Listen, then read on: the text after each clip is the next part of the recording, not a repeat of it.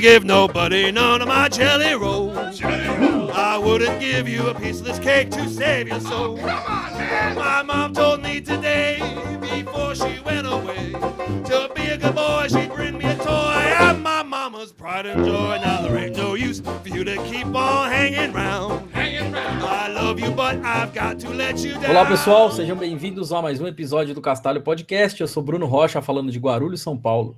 Eu sou Eliezer Rezende, falando de Pouso Alegre, Minas Gerais. Hoje aí o pessoal ficou pedindo, né? Então a gente vai ter um convidado especial, mas na verdade eu acho que ele tá aqui só porque eu falei muito mal do IMAX e ninguém pôde defender. Vamos lá. Valeu, sou Og Maciel, de Chapel Hill, North Carolina. Prazer estar de volta aqui. Bom, isso aí. Hoje a gente vai fazer a continuação do episódio 120. Muita gente entrou em contato, falando, comentando a respeito do episódio e pedindo para a gente continuar naquele tema, né? Então, para quem não lembra, no episódio 120 a gente falou um pouco sobre o nosso ambiente de trabalho, quais ferramentas a gente usa aqui no dia a dia de desenvolvimento, né? Principalmente com Python, mas a gente também usa Bash, JavaScript, Rust e outras linguagens aqui mais por aprendizado, né? Mas a gente tem aqui um ambiente que a gente usa no dia a dia. Então, a gente falou sobre sistema operacional, falamos sobre Shell, né? Sobre qual tipo de terminal e emulador de terminal que a gente usa.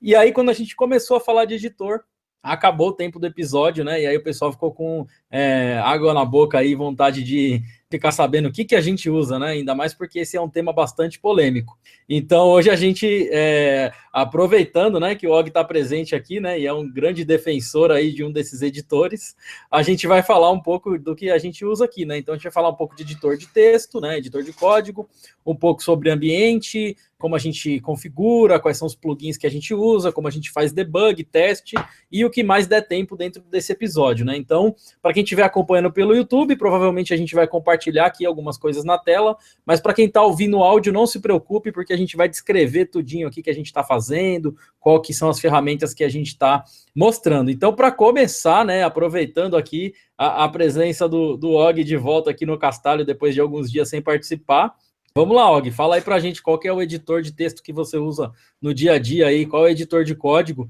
Conta um pouquinho aí sobre quais são os plugins e quais são as principais features e principalmente por que você escolheu esse editor. Ah, beleza.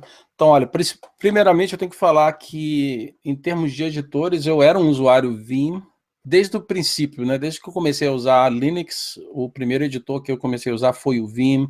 E aí foi só lá para 2006, assim, que eu comecei realmente a configurar ele bem bacaninha, devagarzinho, igual o Eliezer gosta de falar, né, que você monta o Vim RC na unha, porque você sabe exatamente o que você está colocando, como que você está configurando. Então eu fiz tudo isso, isso foi como eu comecei. Só que quando eu entrei na Red Hat, eu fui contratado para trabalhar com a linguagem de programação chamada Clojure, que é baseado é igual um Lisp, né, um dialeto de Lisp. E para quem mexe com Lisp, né, ou mexe com qualquer coisa parecida com Lisp, você escreve ele usando muitos parênteses, né, assim que você faz toda a indentação e você controla o flow, o fluxo do seu código, um monte de parênteses. Então, no final da história, era muito mais fácil de você editar código Clojure no Emacs, tá? Então, eu de uma forma assim bem difícil, né, eu falei assim, eu vou ter que aprender a usar o Emacs só por causa disso, porque no meu dia a dia eu tinha que escrever código usando o Clojure. Então, hoje em dia, eu sou usuário do Emacs, já tentei até depois de muitos anos, mesmo que eu não uso mais Clojure, a gente trabalha com Python lá no nosso trabalho hoje, mas eu ainda continuo com o Emacs, por causa de uma certa forma eu fiquei meio que enamorado de alguns plugins que existem e da configuração, da forma como ele já está configurado, aquele lance que uma vez que você adaptou e você criou todos os mecanismos para fazer o seu trabalho, né, é difícil de você largar a mão, né, da mesma forma com Shell, você já tem o Shell todo configurado. Então, hoje em dia, no Emacs, eu ainda tenho algumas coisas assim que porque eu não uso no dia a dia, às vezes eu até me esqueço de como que faz alguma coisa. Tipo assim, como é que eu vou indentar um bloco de código assim? Porque eu não escrevo código muito hoje em dia como vocês dois, né? Então aí eu tenho que lembrar, vou te botar a meta e procurar aqui qual é o comando para mim poder fazer isso, né? Eu não configurei nada para mim poder fazer indentação. Mas hoje em dia, então, é o Emacs que eu uso no macOS, que é o meu sistema operacional, já tem 4 anos. Então, eu uso Emacs, os plugins que eu uso são vários, eu tenho até uma configuração no GitHub, que qualquer pessoa pode pegar e fazer um clone, e é só abrir o Emacs, ele vai configurar da mesma forma que eu uso hoje em dia, e eu acho que assim, o que ganha mesmo dele, em termos de plugin, é o plugin de Git, que é uma forma de você integrar com o Git nele. Ele é tão powerful, tão forte, tão bacana, que eu até falo assim que é capaz de você ficar até meio burro em termos de usar Git se você tiver que fazer na mão depois, de tentar lembrar quais são os argumentos, os comandos que você usa para fazer um rebase, para você fazer um fetch, para fazer as coisas assim, porque é tudo baseado na combinação de teclas, né, que você digita. Então, seria esse plugin, que chama Magit, né, que eu posso até digitar depois lá no chat, e também tem um outro que é o tipo um Gutter, que existe muitos plugins nesse tipo de coisa, né, que é o Gutter que te mostra quando você modifica o código, se uma linha foi deletada, né, apagada, se foi adicionada, modificada, esse tipo de coisa. Esses dois plugins, assim, são os primordiais, os que eu mais uso quando eu escrevo algum código. Mas como eu mencionei antes, Bruno, né, como eu não escrevo tanto código hoje em dia, então, são os modos, aqueles modos que vêm embutidos com o Emacs que realmente também fazem uma grande diferença, tipo o org mode. Então, no dia a dia eu estou sempre escrevendo eu estou anotando as coisas que eu trabalho, às vezes são anotações para mim não me esquecer depois, às vezes são agendas, né, itens para mim no meu to-do e tal. Então tá tudo no org mode que eu estou usando lá. Então, essa é outra coisa que é muito importante para mim. Claro que eu tenho o meu Emacs configurado para Python, então tem toda aquela configuração para te mostrar o lints, para mostrar os resultados quando tem algum problema, né, que no código não está legal, ele vai te mostrar onde que está, te mostra um tooltip, ele tem toda autocomplete, para você escreve o código em Python, ele completa os comandos e os métodos e essas coisas assim. Então, mais ou menos é isso. O Emacs é o editor que eu mais uso hoje em dia. E é claro que tem um monte de bagulho que vem embutido, que eu sei que é o que o pessoal critica bastante, né? Por exemplo, você pode ter o IRC rodando dentro do Emacs, você pode ter um terminal rodando dentro do Emacs, você pode jogar Tetris dentro do Emacs. Então, tem um monte de bagulho lá embutido. Isso é uma coisa que eu ia perguntar até, porque o que muita gente me pergunta é o seguinte, se eu uso os recursos do meu editor ou da IDE, ou se eu tenho um terminal separado, né? Então, no episódio passado, eu e Eliezer, a gente mostrou que a gente tem o editor e o terminal separado para executar teste, essas coisas. No seu caso, você roda tudo dentro do Emacs? Tipo, você usa o terminal do Emacs, roda o teste dentro do Emacs, ou você abre um shell separado? Olha, eu uso... É claro que hoje em dia, né, como eu falei, eu sou um gerente, então eu não passo tanto tempo fazendo as coisas, mas na época que eu escrevia muito código, então eu usava tudo dentro do Emacs. O terminal, né, no episódio passado, né, você estava falando agora de terminal, o terminal com várias abas, eu dou um split, então você tem várias várias janelas dentro da mesma aba. Aí eu tenho o IRC rodando pelo screen no lado, eu não uso o Tmux, eu uso o screen, mas IRC rodando de um lado, o terminal do outro, o editor de um lado. Se você quiser, pode até ter um browser, né? Você pode ter um monte de coisa, ou checar e-mail. Eu já cheguei a fazer tudo isso, mas hoje em dia, né, como eu tenho que trabalhar em relatórios e olhar coisas assim, eu estou mais dentro do Google. É o que acontece. Então, Emacs hoje em dia, para mim, é org mode, para mim poder anotar o meu to-do list, para mim anotar qualquer coisa que eu aprendo no dia a dia. E às vezes, igual hoje, quando eu posso brincar um pouco de Python, eu vou lá escrever um pouco de código nele. Legal. O pessoal tá falando aqui que devia se chamar org mode. Gostei. Realmente, eu já usei Emacs e o org mode é muito legal, né? Inclusive, eu usei Emacs até pouco tempo, antes de eu ficar preguiçoso e parar de usar ele por pura preguiça, mas ele é muito poderoso. Então aí, agora fala aí, Eliezer. O que você tem aí para contrapor aí o que o Og falou e vencer a batalha contra o Emacs? Eu acabei de colocar no chat aqui que, na verdade, no final todo mundo vai migrar para o PowerPoint, né? Que isso aí, igual o Og tá hoje. Então, coloquei aqui, let the editor war end. Então, no final das contas, não vai importar o editor que a gente usa, né? Porque esperamos que todos nós aí assumimos outros cargos que não precisa usar muito o editor. Mas hoje em dia, como eu ainda uso bastante, escrevo bastante código, eu uso o Vim. Eu não sou muito de fazer tudo dentro do editor, até porque isso não é bem o propósito. O que me chama mais atenção do Vim é o fato dele ser modal, ou seja, existem modos, você tem um modo onde você está editando, você tem um modo onde você está navegando, você tem um modo onde você está selecionando o texto. Então, são vários, acho que tem mais 2 ou 3 no total, então, são 5 ou 6 no total. E com isso, o legal é que você ganha agilidade, principalmente na hora de navegar, porque quando você está no modo normal, que é o modo onde você navega, as teclas do seu teclado, elas se transformam. Então, por exemplo, se você está editando, quando você aperta a letra A, ele vai inserir a letra A. Mas quando você está nesse modo normal, você aperta a letra A, ele vai começar a inserir na frente do caractere que você está com o cursor.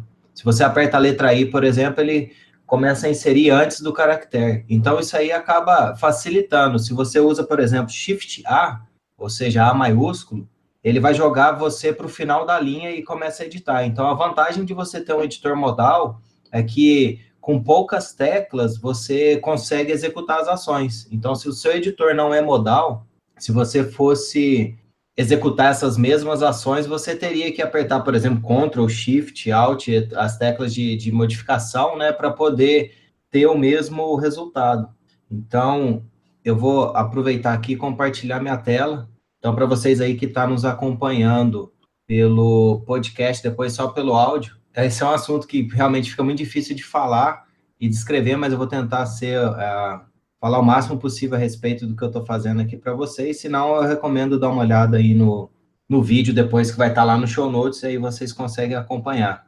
Então aqui, para quem lembra aí do último episódio, quem acompanhou pelo vídeo, esse aqui é meu terminal, cheio ali das corzinhas e tal. Eu estou num projeto que se chama Kamayoke. Ali vocês podem ver que meu Master Branch, ele está em amarelo, laranja, não sei que cor que é esse para vocês, mas ali indica que tem coisas para serem comitadas, né? Se eu abrir, por exemplo, essa outra aba aqui, que aqui no caso eu tenho o site do Castalho, então você pode ver que ali está verdinho, e no caso eu estou num branch que chama Pelican, então isso aí indica que está tudo certo. Eu vou voltar aqui no Kamayoke e vou abrir o Vim.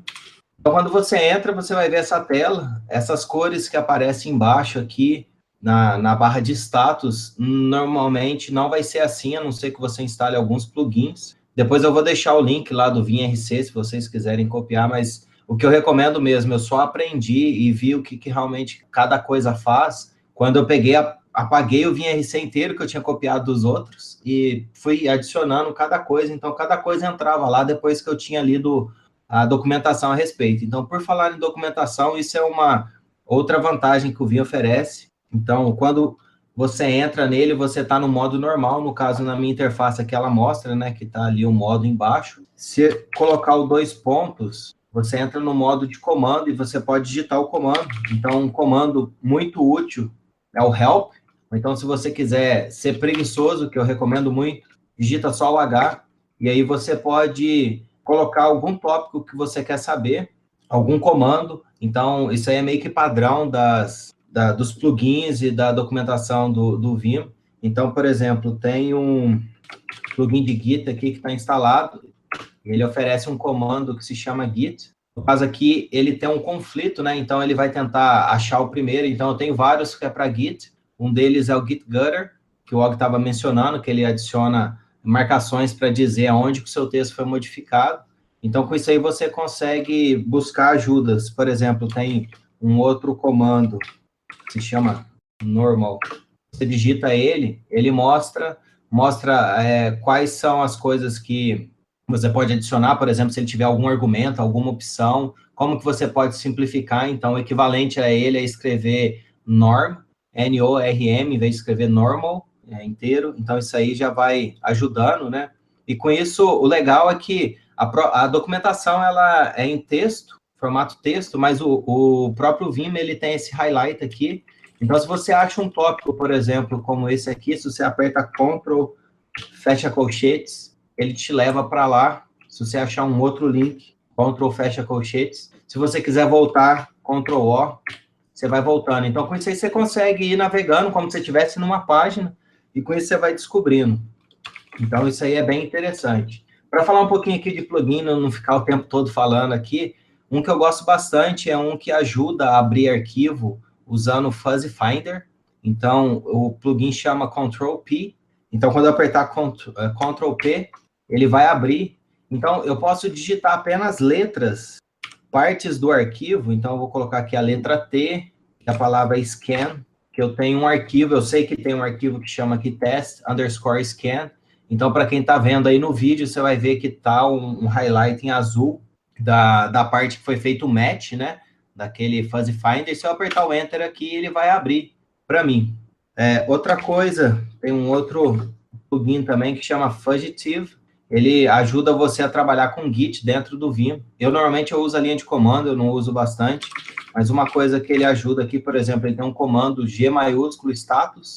Você pode ir lá na linha onde está Modified e apertar o Enter, que ele vai abrir para você aquele arquivo. Então, com isso aí você consegue ir navegando. Aqui também o Gutter, né? Ele mostra quando algo foi modificado através do till. Então, vai ter um till lá na parte esquerda, ali perto dos números. Se eu remover alguma linha, ele vai aparecer como menos. Se eu adicionar alguma coisa, ele joga um maisinho. Então, isso aqui, ele ajuda você a saber o que foi modificado. Outra coisa que tem aqui também ele tem um plugin para poder verificar se tem algum erro de sintaxe. Já eu mostro todos eles. Mas ali ele está mostrando 2 sinais de maior que está falando que ali tem um problema. Ele tenta verificar isso aqui como um código Python válido. Então, só vou atribuir uma string aqui. Se eu salvar novamente, ele vai remover aquilo lá. Outra coisa que é bacana é que nesse próprio plugin do GitGutter, eu posso fazer o stage das modificações usando um comando. Então, no Vim, além de oferecer o modo normal, ele tem um conceito que é a tecla leader.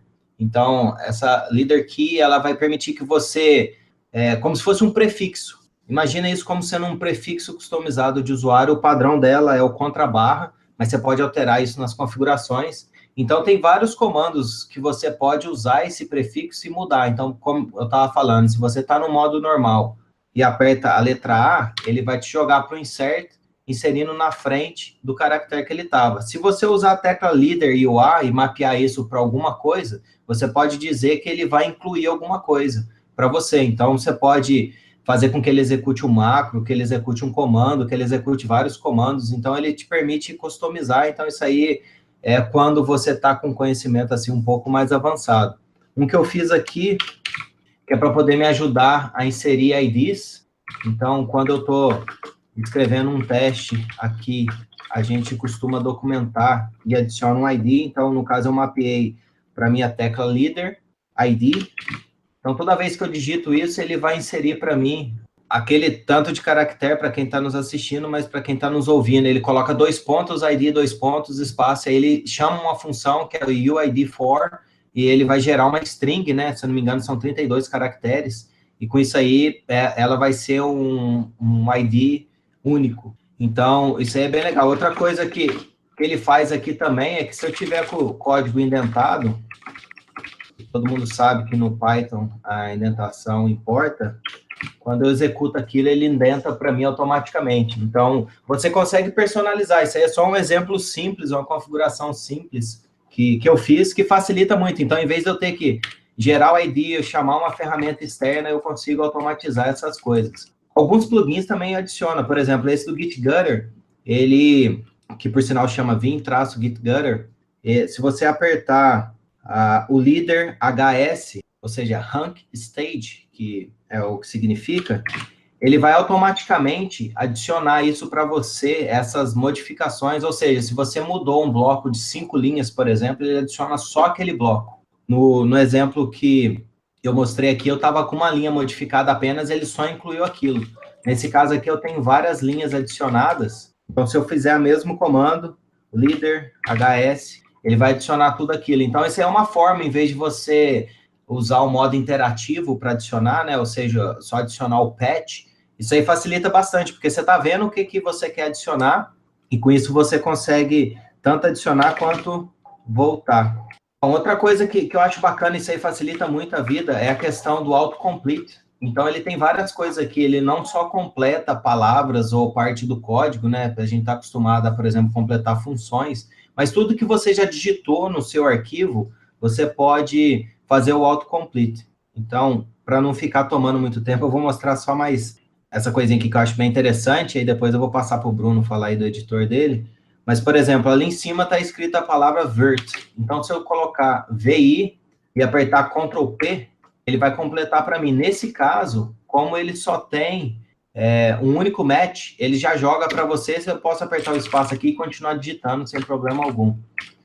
Por exemplo, se eu tenho ali com H, vou digitar só uma letra, Ctrl P. Então, isso aí ele mostra várias coisas, e além disso, ele identifica o tipo do arquivo, e como eu estou usando um arquivo Python, aliás, como eu tenho outros arquivos abertos, ou seja, outros buffers, né, abertos, ele completa também a partir de outros arquivos. Então, por exemplo, se você criou uma constante, um arquivo de constante, e ele está aberto, só que você não está editando ele no momento, você aperta Ctrl P para poder inserir aquela constante, isso aí facilita bastante. Então, você consegue fazer isso.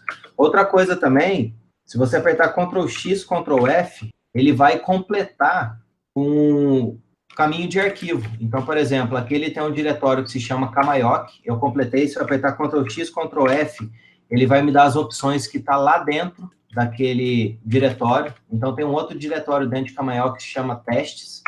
Eu vou inserir ele, Ctrl X, Ctrl F, e aí eu consigo ir, encontrei o arquivo que eu quero, que é esse conftest.py, ele completa. Então, assim, ele não se resume a simplesmente completar as funções do Python, mas também como completar arquivos, você pode completar baseado em dicionário também, então tem vários tipos assim de completar. O que eu uso normalmente é o Ctrl P, para poder completar algo que já foi digitado ou que está aberto em outros arquivos. Se tem algum import também, esse daqui ele não tem muita coisa, mas se tem algum import também, arquivo C, os headers, né, do C, ele vai autocompletar também, dependendo do plugin que você tem para a sua linguagem, ele já inclui isso também. Então, isso aí vai depender muito do plugin que você usa, do suporte que tem a sua linguagem. E também, como não poderia faltar, se eu coloco lá, por exemplo, um módulo que eu importei e coloco ponto, ele vai completar para mim. Outra coisa também que é legal é que você não precisa tirar a sua mão do teclado e ir lá na setinha para poder colocar para cima e para baixo. Então, toda vez que ele abre um menu de autocompletar, você pode apertar Ctrl N para ir para o próximo, ou Next, né? Ou então P, que é para ir no anterior, ou Previous. Então, com isso, você fica com a sua mão ali, você não precisa ficar mudando. Então, uma coisa que todo mundo que usa Vim fala é a questão de você estressar menos a sua mão, não precisar fazer, apertar conjuntos de teclas assim, com bastante tecla. Então, com isso aí, até em termos ergonômicos, o pessoal costuma falar a respeito de usar o Vim. Então, a questão dele ser modal também, deixa eu abrir aqui a última coisa, prometo, Bruno. Teste scan. Então, se eu colocar, por exemplo, abre colchetes 2 vezes, ele me joga para a função anterior. Fecha colchetes, ele joga para a próxima. Então, quando ele chega no início do arquivo ou no final, ele vai jogar para lá. Então, isso aqui, no caso do Python, do suporte que ele oferece para o Python, e esse, se eu não me engano, ele já vem por padrão, a partir do Vim 7 alguma coisa. Hoje está na versão 8, então se você usa o Fedora, por exemplo, você já vai estar no Vim 8, e isso aí já vai estar embutido. Então, normalmente, as linguagens, ou os plugins de linguagem que você instala para dar suporte, esse abre colchete, fecha colchete, ele já é por padrão, ele vai navegar de acordo com o tipo do arquivo. Você pode usar abre chaves, que é para poder pular parágrafos, pegar linhas em branco, no caso. Tem os parênteses também, no caso, os parênteses são parágrafos, e abre chaves, fecha chaves, no sentido de quando abre é para trás, quando fecha é para frente. Então, você consegue navegar. Você pode usar o barra para pesquisar. Então, no caso meu aqui, ele não está se importando com o case, né, da pesquisa, então ele faz o match tanto em uppercase quanto lowercase. Então, assim, são formas de você navegar. Outra coisa que é legal, se você está no modo de visualização, tipo assim, eu quero pegar essa função, estou aqui no modo visual, que é para poder selecionar linhas, e quero selecionar essa função inteira, eu aperto 2 vezes, ele me joga lá, e com isso aqui eu consigo ter tempo para poder fazer, por exemplo, alguns refactors, eu consigo navegar mais rápido, porque a maior parte do tempo, a não ser quando você está criando assim, um projeto bem do zero, você passa navegando.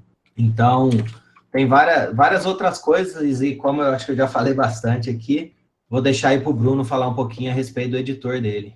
Beleza.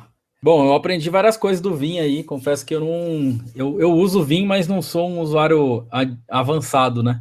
Tem umas coisas que eu acho legal do Vim, que é aquele negócio de nerd trees, né? Que ele mostra os diretórios e tal, mas aquilo ali eu também nunca consegui usar, apesar de que no Emacs eu consigo usar bastante, né? A parte de navegação ali, que ele aparece embaixo, né? Para você navegar nos diretórios e nos arquivos. O do Emacs eu sei usar. O do Vim eu não sei. Então deixa eu compartilhar minha tela também, né? Vamos lá. Bom, enquanto você compartilha aí, a respeito disso, eu não uso o Nerdtree, eu não gosto dele, eu gosto mais do Fuzzy Finder, ele é bem mais rápido do que você navegar, mas por padrão o Vim, ele tem já um plugin de navegação que chama NetWRT, uma coisa assim que é para você navegar, então se você edita, se você coloca lá para ele editar, ou seja, 2.z, que é o equivalente ao comando edit, e passar o caminho mais um diretório, ele já vai abrir isso por padrão, então você nem precisa preocupar. Você seleciona lá a linha que você quer, aperta o Enter, ele já joga no próximo diretório, ou então abre o arquivo, se for um arquivo. Então, assim, tem gente que gosta do NetTree, porque eu não sei quais são as diferenças, para falar a verdade, que eu não uso nenhum desses navegadores. Mas, se você quer só navegar assim nos arquivos, já vem por padrão no Vim, você não precisa instalar nenhum plugin para fazer isso. Legal. Eu tentei já usar o NerdTree e me perdi um pouco nele. Bom, eu vou mostrar um pouco do meu ambiente, eu acho que vai ser o mais confuso de todos, porque eu não uso um editor só, né? Bom, aqui no meu sistema operacional, eu tenho vários editores instalados, né? Então, você vê que aqui eu tenho esse Geany, né? Que ele é um editor bem leve, bem bacana, que eu sempre usei ele desde que eu comecei a usar Linux, e eu acho ele bom para algumas coisas. Então, tem coisa que eu acabo decidindo abrir no Geany, sabe? Por exemplo, se eu for escrever um arquivo, olhar um arquivo CSV, por exemplo, e fazer algum tipo de navegação no arquivo CSV ou num arquivo de JSON, eu acho que o Geany é legal porque ele tem um visual mais legal para isso. Aí eu tenho o PyCharm, já usei muito o PyCharm também, que é uma ideia bem completa e poderosa para Python. Hoje eu não uso mais o PyCharm, aos poucos eu fui me livrando desse vício, né? Eu costumo dizer que usar a IDE é legal, mas o problema é que aos poucos você vai ficando viciado nela e não consegue mais largar, né? Você acaba ficando dependente daquele monte de facilidade, então eu procuro não usar o PyCharm. Tem o Sublime e tem o Visual Studio Code, né? Falando das ferramentas aqui visuais. Como é que é o meu trabalho no dia a dia, assim, programando? Então, eu uso o Terminator, né? Como eu já tinha mostrado no outro episódio para vocês. Então, o Terminator com o Fish, né? Que é esse terminal coloridinho aqui. Do mesmo jeito que o Eliezer estava mostrando, ó, ele também coloca em vermelho aqui, porque ele quer dizer que eu tenho alterações aqui, ó, que não estão, que não foi feito o staging dela, né? Ela não foi feito commit, né? E eu não me lembro se eu comentei no outro episódio, mas eu uso uma ferramenta chamada direnv, né? O que acontece? Vocês reparam que eu tenho aqui uma virtual env do Python 3, né? Ativada. Se eu sair desse diretório, automaticamente essa virtual env ela é descarregada, né? Ela não ele remove tudo que eu tinha naquela virtual env. O mais bacana disso, ó, se eu der um cat aqui, eu vou aproveitar e vou usar o Nano, né? Só para aproveitar e falar que, além de tudo, tem coisas que eu gosto de fazer no Nano. Então, por exemplo, se eu for editar um arquivo rápido, né, uma coisa que eu não vou precisar de nada, eu só quero entrar e alterar uma letra, eu acabo usando o Nano, né? Então, você vê que o Nano é um editor leve, não demora para carregar, não tem plugin, não tem nada. Então, eu uso bastante para fazer mensagem de commit no GitHub, para editar arquivos simples, né? Então, esse arquivo em VRC, que é o que eu estava comentando, ó, eu coloco aqui dentro qualquer comando que eu quiser. Nesse caso, eu coloquei o bin activate só para ativar a minha virtual env, mas eu poderia, por exemplo, vir aqui e automatizar o export de algumas coisas, né? Por exemplo, eu poderia vir aqui e exportar uma variável de debug aqui para algum framework que eu estiver usando. A partir do momento que eu salvar isso daqui, né? No caso do Nano é só dar o Ctrl X e depois o Y ele salva. Eu já tenho esse ambiente pronto. O bacana é que a hora que eu entrar na pasta daquele projeto, ó, automaticamente ele vai ativar. Como eu editei, né, ele está pedindo para eu dar um allow aqui, né, porque tem uma questão de segurança. Então eu dou o allow e pronto, olha lá, ele já pegou e carregou para mim. Então agora eu já tenho a virtual env e vocês vão perceber que eu já tenho aquela variável debug lá que eu exportei, né. O bacana é que a hora que eu sair, as variáveis de ambiente vão ser limpas e também a minha virtual env vai ser limpa, né? Então garante que para cada pasta dos meus projetos eu tenho sempre um ambiente limpo toda vez que eu acessar, né? Então eu acho isso muito bacana.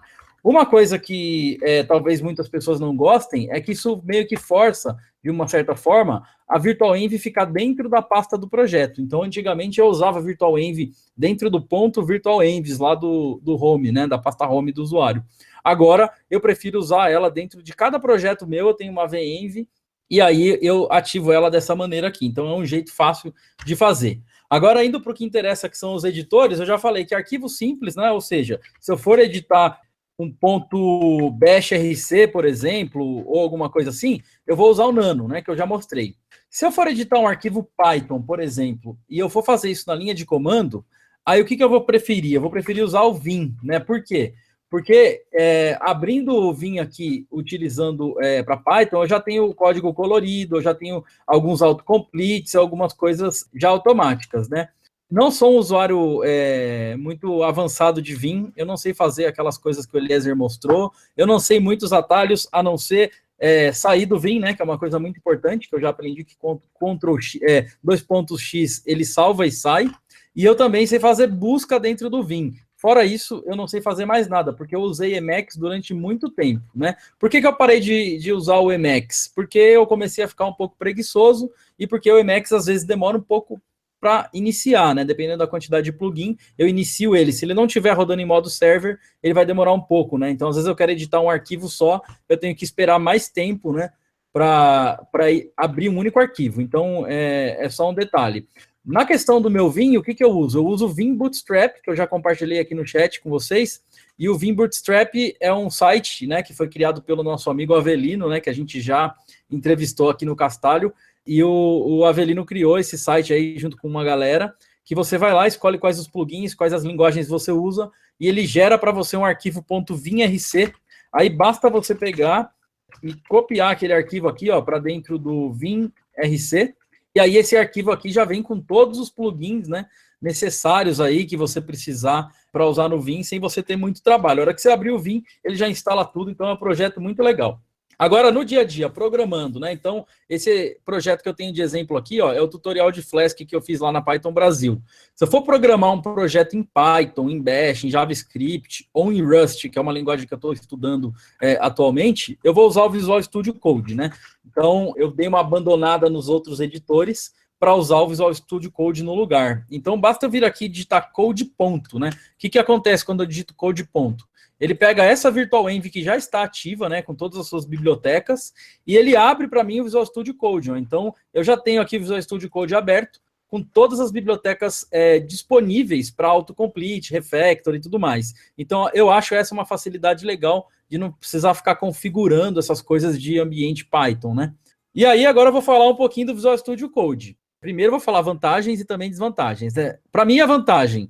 Numa máquina boa, né, numa máquina legal, a minha máquina ainda não é a melhor de todas, é um notebook que tem 6 GB de RAM, ele roda bem, ele roda muito tranquilo, né, porque o Visual Studio Code, na verdade, ele é um browser, né, se você for olhar aqui, ele é um browser usando Chrome aí por baixo, né, usando o V8, então ele é um pouco pesado, ele é muito mais pesado do que o Vim, do que o Geany, Gedit, ou até mesmo do que o Emacs, mas ele abre muito rápido, né, e ele tem algumas otimizações que você pode fazer nos settings para ele ficar ainda mais rápido. O que eu gosto nele é que ele é altamente customizado, né, então, por exemplo, se eu quiser mudar temas aqui, eu posso mudar rapidinho aqui por um item do menu, eu já escolho aqui os temas que eu quero usar, às vezes eu mudo esse tema aqui, dependendo do dia, eu vou lá e mudo o tema, e facilmente você pode criar temas novos e coisas assim. Atualmente eu tenho usado esse High Contrast, porque ele fica muito parecido com o editor de terminal, né?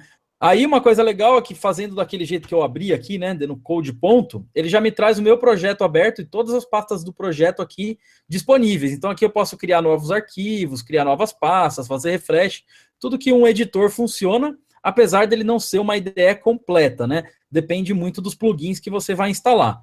Ele tem um esquema de busca que eu acho bem legal, inclusive você pode fazer search replace com regular expression, você pode fazer search replace no projeto inteirinho, ele vai te perguntando iterativamente se você quer realmente confirmar aquele replace arquivo por arquivo, e aí ele tem a parte de extensões, né? A parte de extensões é a parte mais legal, né, do Visual Studio Code, ó. Então, aqui tem algumas extensões que eu já tenho aqui instaladas, né?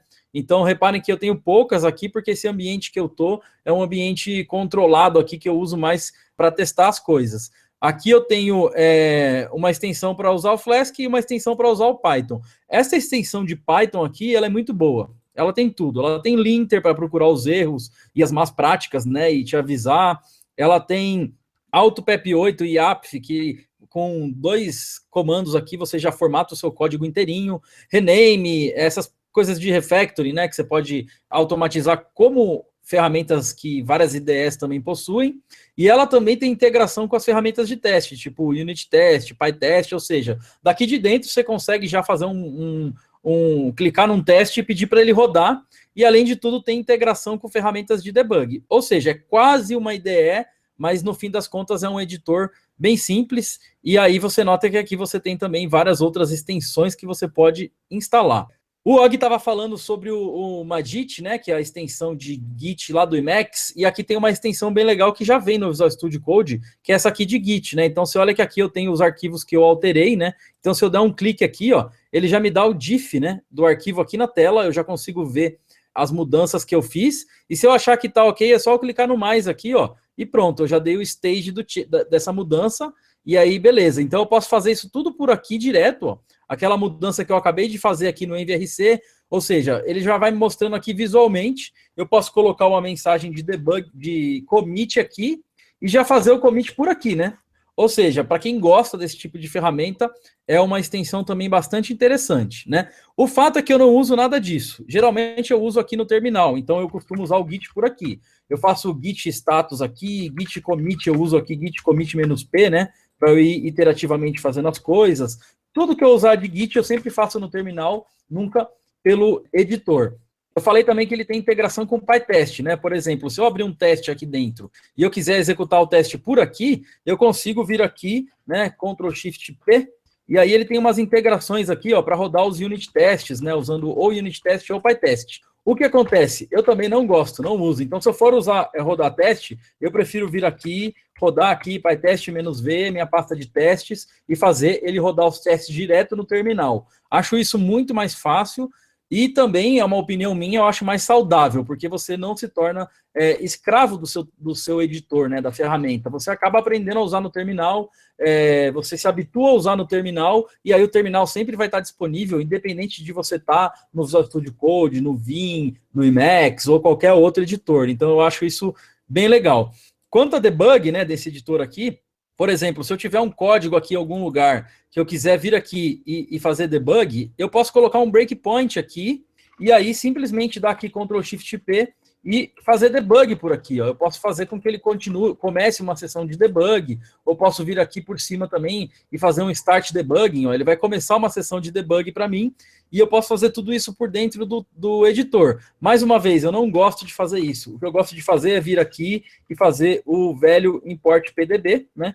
E aqui dentro eu faço pdb.setTrace, né? Ele já tem aqui os autocompletes, só notem que se eu parar o mouse aqui, ó, ele já me mostra quando eu tenho helper e esse tipo de documentação. E aí sim, eu executo e faço o debug aqui pelo terminal, né? Então, nesse caso aí, se eu rodasse aqui esse meu código aí, o debug vai acontecer aqui, né? Então, acontece por aqui, aí eu consigo debugar direto aqui, continuar e tudo mais pelo terminal. Sempre fazendo debug pelo terminal, nunca pelo editor. Lembrando que essa é uma opção minha, né? Eu acho que é tranquilo fazer por aqui, mas eu gosto de não ficar escravo, mais uma vez, da ferramenta para fazer o debug, uma vez que o PDB também ajuda muito. Falando um pouco das features do próprio editor, né? Por exemplo, para Python, né? Notem que eu tenho aqui um projeto que é em Flask, ó. Se eu paro o mouse em cima de uma função, ou de um objeto, ou de uma classe, ele já me mostra ali em cima a assinatura desse método e já me mostra o helper, né? Ali o docstring daquele método. Então, qualquer lugar aqui que eu quiser ver uma documentação, é só eu parar o mouse em cima. Se eu quiser ver como que é a implementação, eu pressiono Ctrl, aí ele me mostra a implementação direto. Eu só apertei Ctrl, não fiz mais nada, aí eu consigo ver aqui um helper mais completo. Se isso aqui não for o suficiente, eu dou um clique em cima e aí ele me abre exatamente lá no arquivo onde aquele método, aquela função foi definida. Então, isso aqui é uma das features que eu mais uso, né? Além disso, se eu quiser pegar, por exemplo, esse pedaço de código e extrair ele como uma nova função, um novo método, eu posso clicar aqui em Extract Method e pronto. O que eu tinha aqui dentro, ele passou, né, a criar esse novo método aqui, ó. Notem que ele dá um nome aleatório, né? E aí eu vou ter que vir aqui e dar um rename, né? Tipo, uma função aqui que faz tudo para mim. E aí, com esse método aqui extraído, são funções de refactory. E aí, mais uma vez, eu digo que são coisas que eu geralmente não uso. Eu uso só em casos muito específicos. Quando eu vou fazer grandes refactories, eu prefiro fazer pelo terminal com uma ferramenta chamada Code Mode, né? Que faz a mesma coisa, só que ali iterativamente pelo terminal. É bacana essa feature, mas não é algo também que me prende aqui. Então, acho que feature mesmo assim, poderosa do editor, a única que eu realmente uso é essa, de poder parar o mouse em cima, dar um clique e ir para a definição aí dos meus objetos rapidamente. E uma outra coisa, né, que eu gosto bastante, deixa eu pegar um arquivo aqui que faça sentido eu falar disso, por exemplo, aqui no arquivo de setup, se eu fosse editar, colocar uma vírgula aqui no começo, eu posso ter múltiplos cursores, né, então se eu apertar Ctrl Shift e colocar a setinha para baixo, ó, ele vai colocando múltiplos cursores, e aí eu consigo editar facilmente, por exemplo, se eu quiser editar essas 3 linhas, ó, eu edito todas elas ao mesmo tempo, tudo que eu escrever em uma é repetido para as outras. Então é uma outra feature que eu gosto muito do editor. E basicamente é isso. Eu realmente não uso nenhuma feature avançada, as extensões são básicas. O que eu faço muita questão no editor é, primeiro, que ele tenha customização de tema. Porque às vezes eu fico de saco cheio de olhar para a tela preta, quero a tela branca, eu fico mudando dependendo da hora do dia. Já pensei até em criar um plugin que faça isso automaticamente para mim. Então isso é uma coisa que eu acho importante, eu sei que não é importante para todo mundo, mas para mim acaba sendo. E essa questão de eu poder parar o mouse e ver rapidamente um help ou clicar em cima e ir para a definição.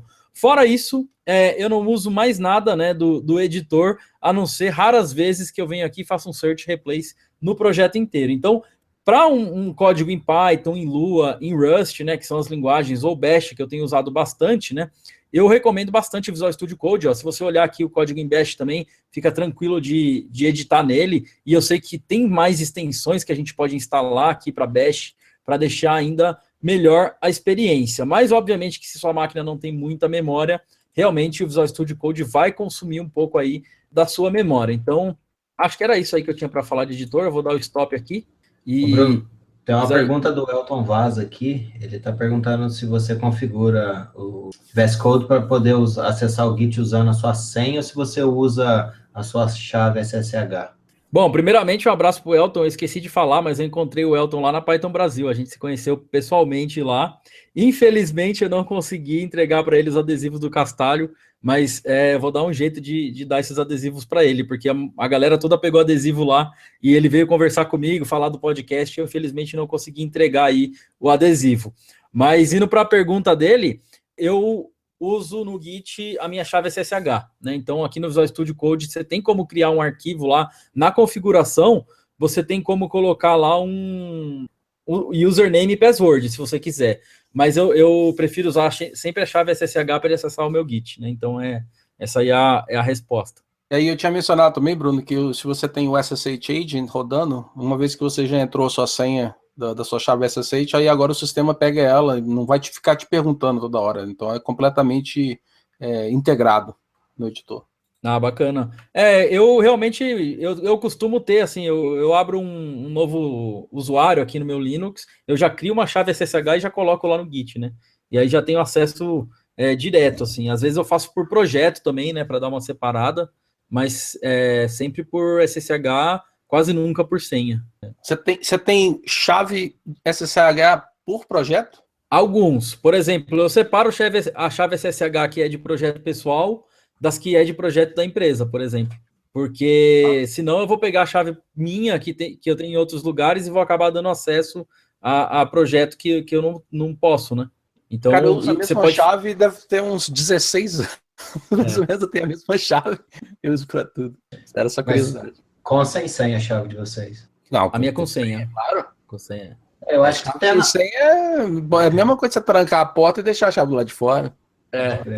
Não, eu queria falar que tendo a senha, assim, eu acho que talvez usar a mesma chave, não sei se teria tanto problema, não. Porque, a não ser que alguém acesse a sua máquina, né? Tipo assim, você já destravou ela e aí a pessoa acessa a sua máquina.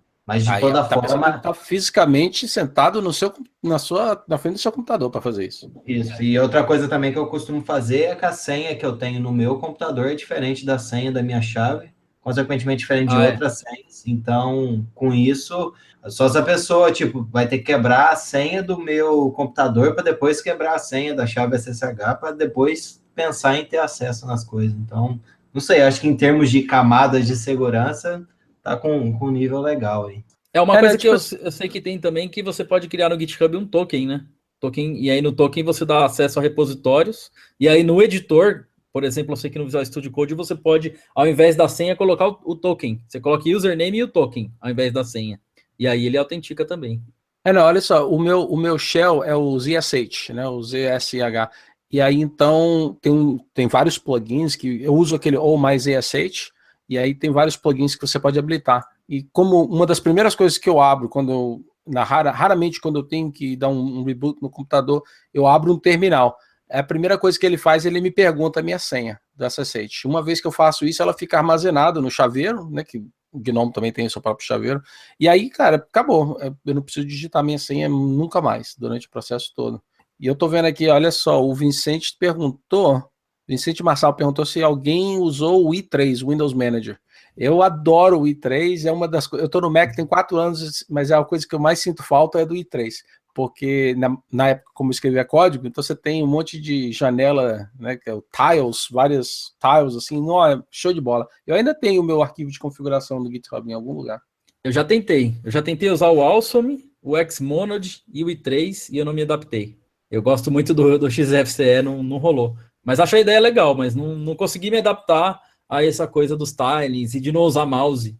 Eu acho que eu já gosto mais de usar mouse. Olha, i3 com o Terminator, cara, é o que há. Porque aí você abre o seu editor e faz um monte de sacanagem. Muito bacana. Bom, aproveitando que a gente está falando do chat, teve uma pergunta mais para cima lá que o Cássio Botaro estava perguntando, acho que para você, Bruno, se você tem a configuração do seu Fish Shell no GitHub. Eu não sei se ele está interessado no tema, mas aí eu comentei, né, que você usa o Fish Shell, que você usa aquele All My Fish e o tema é o Bob the Fish. Exato. E aí, no momento que ele perguntou isso, você estava falando a respeito do equivalente do Virtual Env Wrapper pro Fish. Aí eu não sei se ele está interessado nisso ou não, mas se tiver algum link, alguma coisa para compartilhar O que eu tenho de configuração é o padrão mais o Bob the Fish. Não tem nenhuma outra configuração do Fish. O Bob the Fish ele já vem com várias configurações, então é só procurar no GitHub lá Bob the Fish. E aí você vai ter um pouco de trabalho para instalar as fontes, né? Que ele pede para instalar aquelas patched fonts lá, nerd fonts. Mas uma vez instalado já fica tudo bonitinho, colorido lá. É bem legal. E aquela coisa que eu substituí o Virtual Env Wrapper chama-se direnv, né? Está disponível nos repositórios do Ubuntu, do Fedora, é só dar um yum install direnv aí, ou apt-get install direnv, e aí qualquer diretório que tiver um .envrc, ele executa esse envrc e lá dentro você faz o que você quiser. Então é mais ou menos isso aí. Eu coloquei o link aqui de alguns .files. Eu sei que eventualmente a gente vai querer falar sobre o negócio de .files, né? Os arquivos. Como é que fala .files em português? É .files mesmo? .files, né? É a melhor tradução que você vai encontrar, eu acho. Arquivos ponto, né? Arquivos ponto. A gente podia cunhar esse termo. Me compartilha os seus arquivos ponto. Eu botei aqui só porque, né, por causa do Vicente falou do i3, se eu não me engano, meus arquivos do i3 no GitHub que eu botei aqui no chat, eles devem estar atualizados, mas o resto não vai estar atualizado não. Apesar que tem algum Terminator, OpenBox, algumas coisas antigas, que eu fui um usuário do OpenBox também por muito, muito tempo, mas o i3 acho que tá legal, Vicente. Se você dar uma olhadinha depois aí no GitHub, no link que eu botei no chat, você vai ver. Por falar em OpenBox, eu usei uma distribuição chamada Crunchbang Linux, que era OpenBox com o Tint, tinha aquele Tint 2 que era barra, e eu gostava muito do Crunchbang, só que aí eles descontinuaram, né? E era a única distribuição que já vinha com o OpenBox pronto, assim, já configurado. E aí um dia eu fui instalar o Debian com o OpenBox, eu fiquei com preguiça, falei, bora pro XFCE de volta, porque... Não, olha só, o Crunchbang, eu me lembro dele, porque eu trabalhava com o pessoal do OpenBox. Aliás, as primeiras traduções do OpenBox foram minhas. Pode dar uma olhada lá, quem estiver usando o OpenBox. Mas, Teve um período, quando eu ainda trabalhava lá na RPath e eu mexia com Foresight Linux, eu criei a minha versão, né, a minha própria distribuição. O Linux chamava Pererê Linux, que é uma homenagem ao Saci Pererê, e aí era com o OpenBox, com o Tint2 que você falou, e um monte de sacanagem. E infelizmente eu nunca guardei uma cópia do ISO, então eu nem tenho isso, cara. Bom, a gente está indo aqui para o final, mas eu gostaria de compartilhar.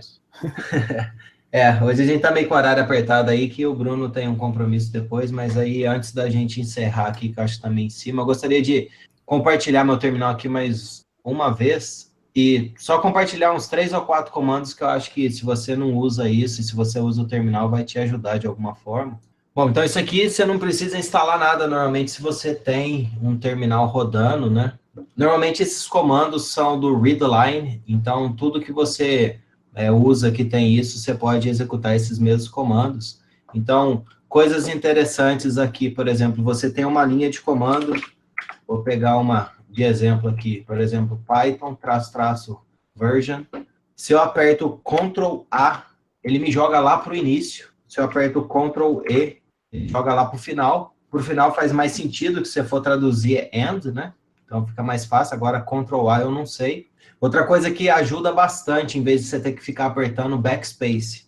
Ctrl W, ele apaga a palavra anterior. E o legal é que se ele tem coisas separadas, se eu não me engano, não sei se é traço ou underscore, é com traço. Então, se ele tem o traço, ele para no traço. Com isso, você consegue, por exemplo, você digitou um comando que são 2 partes, você consegue corrigir a última parte, se você precisar. Outra coisa que é legal também, você aperta Ctrl A, Ctrl Q, ele vai matar a linha, ou seja, kill. Com isso, ele apaga a linha toda. E aqui eu acho que é o mais importante, isso aqui é um negócio que eu demorei muito para aprender, mas foi uma das coisas que mudou a minha vida, que é o Ctrl R. Então, o Ctrl R, ele vai lá no seu history e ele vai procurar as coisas. O meu Ctrl R, ele está um pouco diferente aqui, que eu estou usando um aplicativo que chama FZV, que é de Fuzzy Finder. Ele vai executar aquela questão de Fuzzy Finder aqui no histórico, mas por padrão, ele vai completando os comandos à medida que você vai digitando.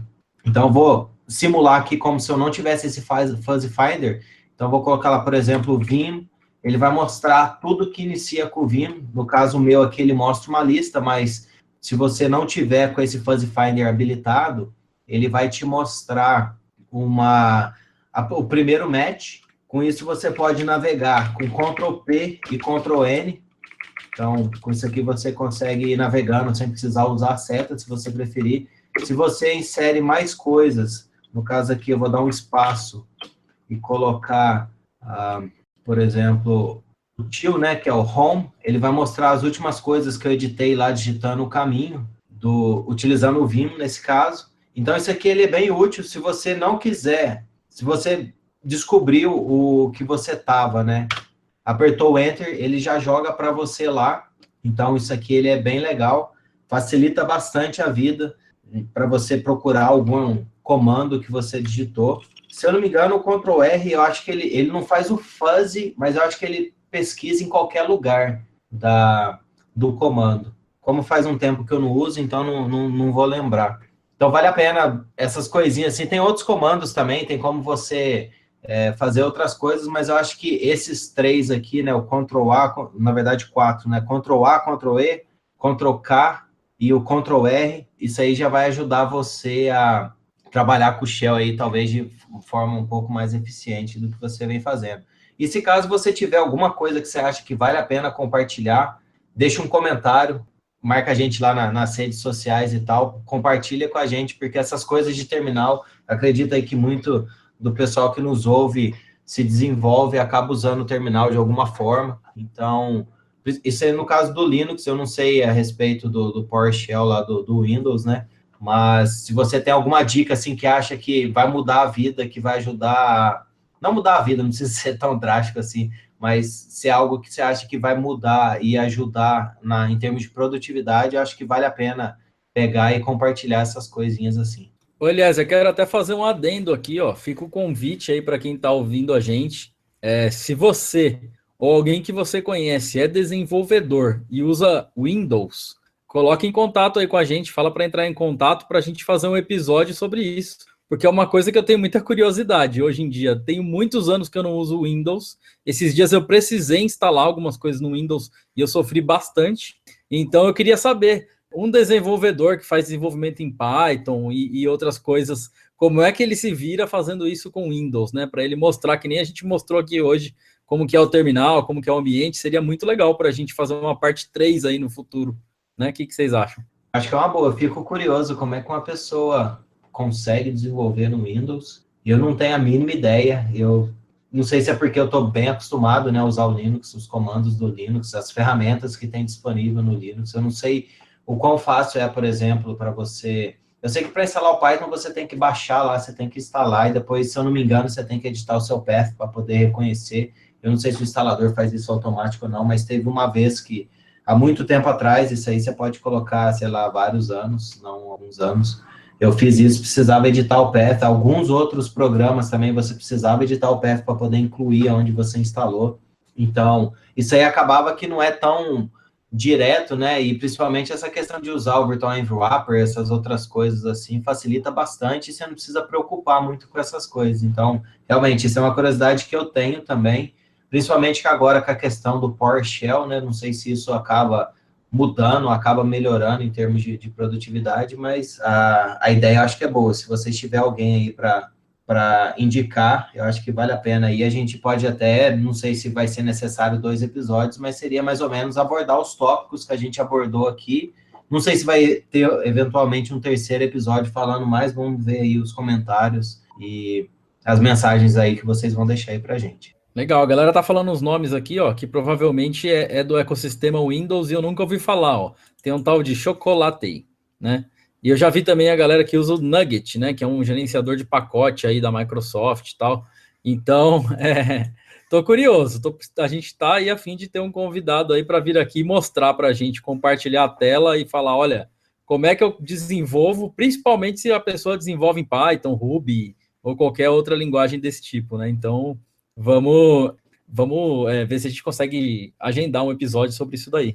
Bom, pessoal, eu acho que é isso aí. A gente fez mais um episódio, compartilhou aqui, como sempre, a gente teria mais algumas coisas para mostrar, né? Vamos ver aí os comentários, vamos ver o que a gente recebe aí de dicas também, porque acho que, na verdade, quando tem algum assunto, algum episódio relacionado a isso, acaba que todos aprendem, né? Independente aí das brincadeiras com os editores, no final das contas, você tem que usar o editor ou as ferramentas que é melhor para você. Isso aí a gente falou lá na primeira parte, mas... Como a gente gosta de uma boa Flame War, a gente não deixa de lado. Vale lembrar também que se você quer um editor de verdade, não é o que o Og recomendou, é o Vim.